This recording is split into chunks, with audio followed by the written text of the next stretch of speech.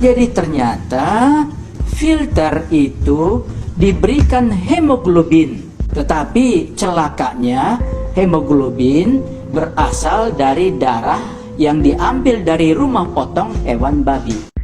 Ketua Komisi Nasional Pengendalian Tembakau atau Komnas PT, Dr. Hakim Sarimuda Pohan mengungkapkan bahwa dalam filter rokok yang banyak digunakan di Indonesia terkandung bahan yang berasal dari darah babi.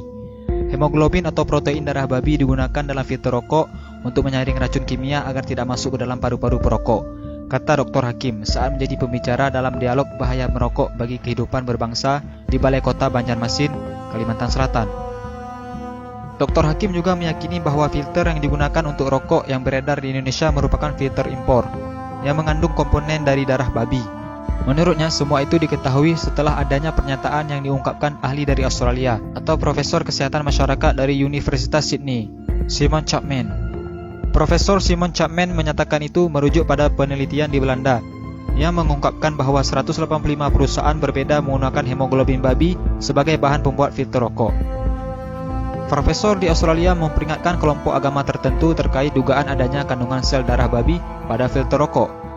Profesor Simon Chapman juga menyatakan sekali lagi bahwa itu merujuk pada penelitian di Belanda yang berhasil mengungkapkan bahwa 185 perusahaan berbeda menggunakan hemoglobin babi sebagai bahan pembuat filter rokok. Menurut Dr. Hakim, sudah seharusnya umat muslim yang mayoritas di Indonesia ini menjauhi barang yang nyata-nyata dilarang dalam agama. Bukan hanya kaum muslim, tetapi kaum Yahudi juga melarang pemanfaatan babi untuk keperluan seperti filter rokok ini. Kabar penting ini harus diberitahu kepada para perokok yang alergi terhadap fatwa haram merokok. Sebuah penelitian ilmiah mengungkapkan bahwa dari sebuah bangkai babi ternyata bisa diolah menjadi 185 produk, diantaranya adalah untuk rokok. Penemuan penggunaan darah babi dalam filter rokok ditemukan peneliti di Belanda, Christine Mendersma, secara tidak sengaja. Perempuan ini sebenarnya sedang meneliti seekor babi berkode Pig 05049 di sebuah peternakan di Belanda.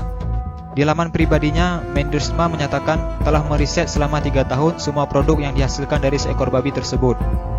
Hasil riset tersebut kemudian dibukukan, lengkap dengan grafik dan gambar produk, kemudian dipamerkan dalam sebuah pameran.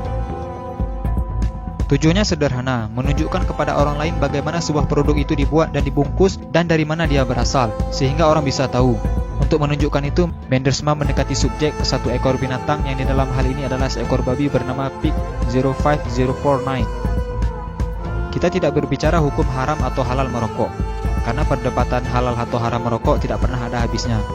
Kami hanya menyampaikan informasi penting ini agar para perokok bisa berpikir lebih jauh tentang filter rokok yang menggunakan darah babi. Jangan lupa sukai Mozaik Karim, lalu klik tombol ikuti, lalu klik sekali lagi tombol ikuti, lalu pilih lihat dahulu, agar kalian tidak ketinggalan video-video menarik lainnya setiap hari. Jangan lupa di-share juga video ini ya guys, agar teman-teman kalian tidak ketinggalan informasi penting ini. Terima kasih.